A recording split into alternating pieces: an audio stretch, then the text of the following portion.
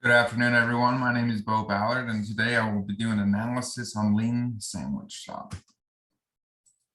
Lean Sandwich Shop is a new sandwich shop. They have lots of opportunity to grow. They're in a large city to meet, to have a lot of traction for their customers. But unfortunately, they're running into some problems.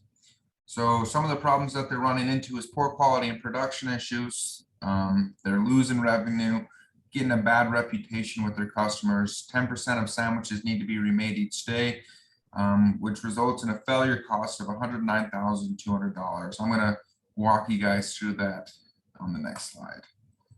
So we have 600 sandwiches made per day. This is 218,400 per year. They're open, or each employee works 10 hours per day, which is 3,640 hours per year. The sandwiches that need to be remade due to customer dissatisfaction is 60 per day when we take 10% of 600. If we times that into a yearly calculation, we get 21,840 sandwiches, which leads us to a direct material loss. If each sandwich averages $5, times that by 60, that is $300 per day. When we add that, or we do it for our yearly calculation, we get a loss of $109,200 of just labor. So the delivery time per sandwich is 10 minutes. We have 12 employees, and we're paying our employees $15 per hour. So now I'm going to kind of outline for everyone the tasks and how many employees need to do that. So task one, we have write order and provide to staff. That's taking our employees 120 seconds. Task two, receive order and make bread decision. This is taking 15 seconds. Task three, select protein, 90 seconds. Hopefully we're not like Toast to Beat and we skimp out on that. Task four, select veggies and toppings, is 120 seconds. Task five, we need to toast the bread, 165 seconds. Task six, wrap. Task seven, deliver to customers. When we put all these tasks together, we get 10 minutes total time from customer meeting the front of the line to the end, to getting a sandwich in their hand. So let's look at some of the problems that we're running into. We've all kind of seen this. Honestly, it should have been done with my lunch ladies. So Heron sandwich is a small percent. It's 2.5, not that big of a problem, but it still happens and probably stirs up the people a lot. Not enough protein, falling into that Cafe Rio dilemma. Old veggies, during the slow and the fast times, if veggies are just outside and not being refrigerated, they get a little bit soggy. Stale bread, the same thing. If they're outside too long, bread's getting stale. Not toasted enough. This is something that can be avoidable. And then the incorrect order. I don't know how that happens when the customer's watching make, but it's happening. So our goal, and while I'm here, is to reduce errors from 10% to 2%. If we do that, we eliminate a lot of problems and we're making a lot more money.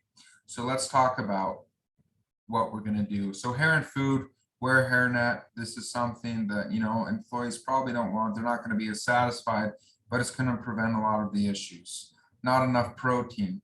So what can be done is we use a standardized measuring tool so that each person is receiving the same amount of protein. That way there's no debate whether they got too much protein or too little. Old veggies, keep refrigerated until needed. So during those slow times, we need to understand how much we need and make sure that we're not just leaving our veggies out to get all soft. Stale bread, same thing goes. Let's keep wrapped or in a concealed container until they are being used. Incorrect order, we need to confirm our order with customers. So once the order is placed, we're going to have our employees confirm, make sure that everything's right. No, not toasted enough, implement the conveyor belt. So with this, there's a conveyor belt toaster that does everything for you. So we want to automate the process, and that way we can avoid user error. So the way that we came upon these solutions and what we'll be using is a variety of different processes so that we can eliminate waste, evaluate risk, and apply a bunch of different options to see what is best for this situation. So we use critical to quality tree right over here, value stream mapping, the work balance table, work combination chart, regression analysis, process capacity sheet, and risk assessment matrix. So our solution and what we will be doing here is cutting the fat. So there's several tasks that take less time than others. So what we don't want and what we're trying to avoid is employees waiting on other employees, waiting on that bottleneck, just standing around and not doing anything while, time is being utilized. So first off, we're going to identify our bottleneck. And what we found is that tasks can be merged into 4 tasks. So as opposed to our 7 original tasks, we're going to cut the fat down into 4 tasks. This will reduce our employees from 12 to 10. We're going to implement the conveyor toaster. There's also going to be quality control mid-process, so that way we make sure that errors aren't being made on accident, because accidents happen, and then implement measuring cups for protein. So let's look at this new breakdown of our tasks. So our revised tasks, we're going to record and deliver. That's going to take us 40 seconds. It's going to take 3 employees to do this task. Receive, order, select bread, and add protein. 52 seconds at 2 employees per this task. Task 3 is going to be add veggies, toppings, and place sandwich on the toaster.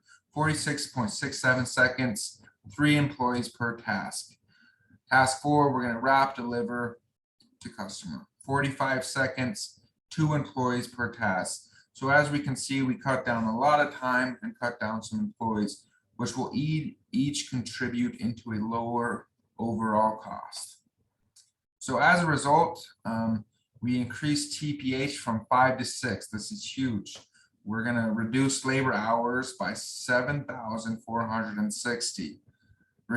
Which because we did this is going to reduce labor dollars spent by $111,900.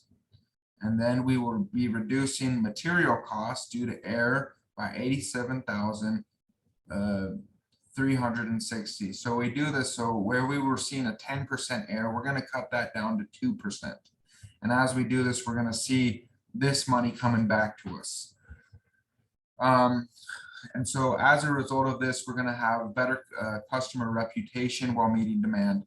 We're not skimping out on any of the process. The customer is going to be just as satisfied.